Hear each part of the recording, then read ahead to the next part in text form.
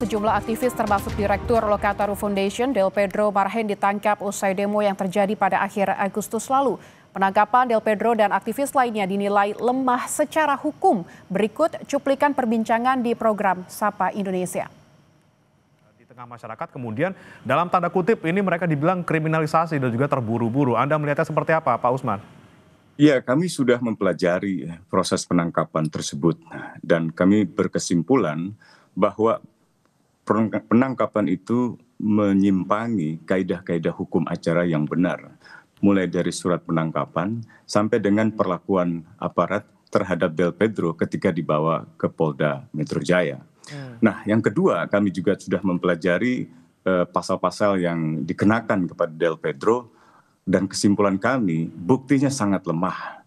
Baik itu berkaitan dengan misalnya dugaan penghasutan untuk melakukan kekerasan maupun juga penghasutan terhadap anak untuk misalnya terlibat di dalam kegiatan politik, unjuk rasa, atau larangan lain yang ada di dalam konvensi anak atau di dalam undang-undang perlindungan anak.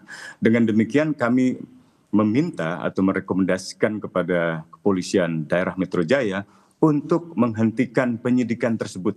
Yang pertama, kalau memang kepolisian serius dalam mencari siapa dalam kerusuhan, siapa yang melakukan kerusuhan, menyerang polisi, maka mereka bukanlah sasaran. Itu saya kira salah sasaran. Kalau pihak kepolisian tidak bisa juga melakukan mengeluarkan SP3, setidak-tidaknya permohonan penangguhan penahanan mereka, saya juga ikut menandatanganinya, dikabulkan. Saya kira ini penting untuk menjaga kredibilitas kepolisian yang sangat merosot dalam beberapa pekan yang terakhir. Harapan kami pada Kompolnas juga demikian, melakukan pengkajian sekaligus juga melakukan peninjauan lebih kritis terhadap proses penangkapan terhadap Del Pedro Marhen, terhadap Harik Anwar, terhadap Syahdan Hussein dan lain-lainnya. Dan kami mendesak agar seluruhnya dibebaskan, termasuk juga pelajar-pelajar yang masih ditahan atau mahasiswa yang masih ditahan dan juga para aktivis hak asasi manusia yang masih ditahan. Oke, baik, didorong untuk kemudian penangguhan penahanan, dibebaskan, kalau bisa ya dihentikan penyidikannya. Tapi dihentikan, karena buktinya sangat lemah. Oke, saya coba ke Pak Wayan dulu. Pak Wayan, ini kan kemarin Pak Yusril sempat mengunjungi Polda Metro Jaya, kemudian menjenguk Del Pedro dan juga sejumlah tahanan lainnya, kemudian juga sempat ke Makassar untuk menjenguk tahanan demo lainnya.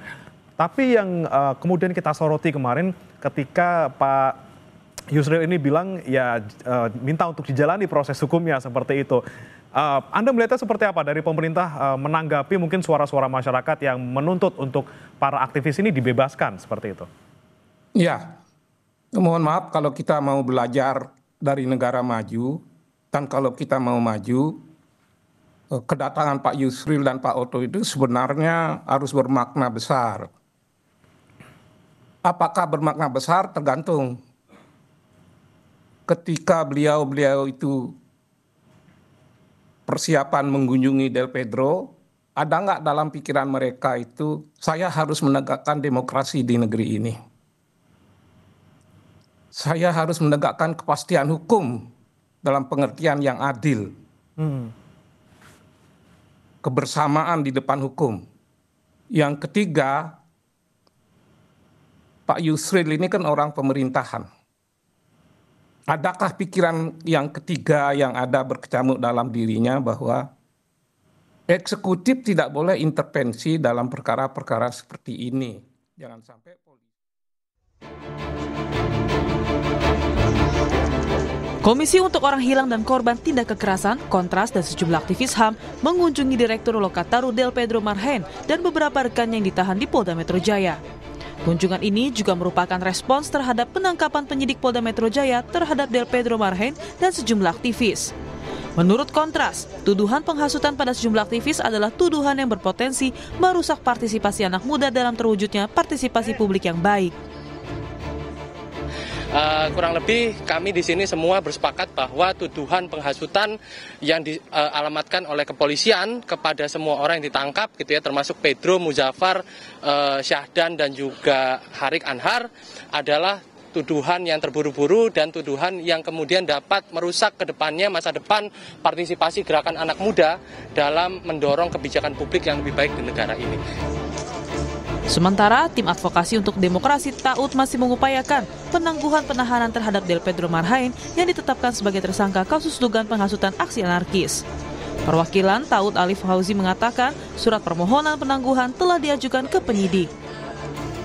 Pasalnya memang ini sifatnya bentuknya adalah penghasutan seperti itu. Tapi kita lihat gitu ya, ini tidak ada korelasi, tidak ada kausalitasnya gitu ya dengan beberapa gelombang protes yang dilakukan oleh masyarakat luas gitu ya. Akan terus melakukan pendampingan di tahapan penyidikan ini gitu ya.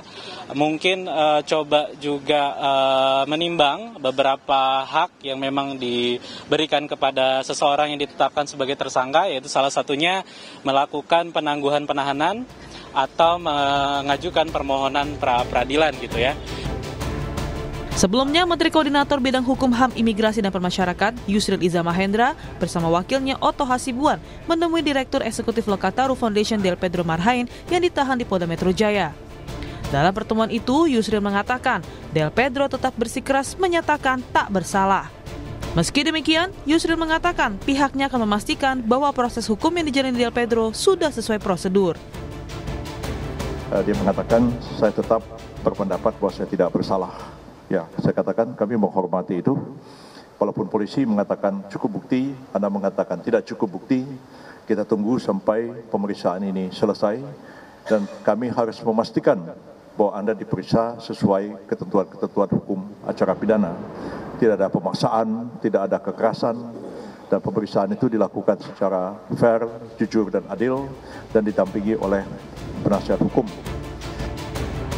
Di depan Yusril, Del Pedro Marhain mengatakan siap menghadapi proses hukum yang adil. Del Pedro percaya bahwa Polda Metro Jaya, Yusril, dan Otto Hasibuan mempunyai integritas yang tinggi. Insya Allah saya siap mengikuti proses hukum, bagaimananya nanti kita lihat ke depan. Insya Allah kalau dari saya tetap, insya Allah saya tidak bersalah. Kita juga lihat ke depannya dan saya percaya pasti kepolisian, Pak Yusril, juga Otto juga bersama dengan integritas, teman-teman. Saya yakin tidak mungkin membawa kita ke dalam hal yang kegelapan.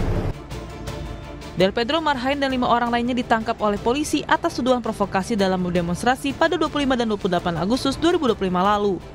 Mereka dituduh telah menghasut massa untuk bertindak rusuh saat unjuk rasa. Hingga kini, 68 orang masih ditahan pasca demonstrasi. Tim Liputan Kompas TV.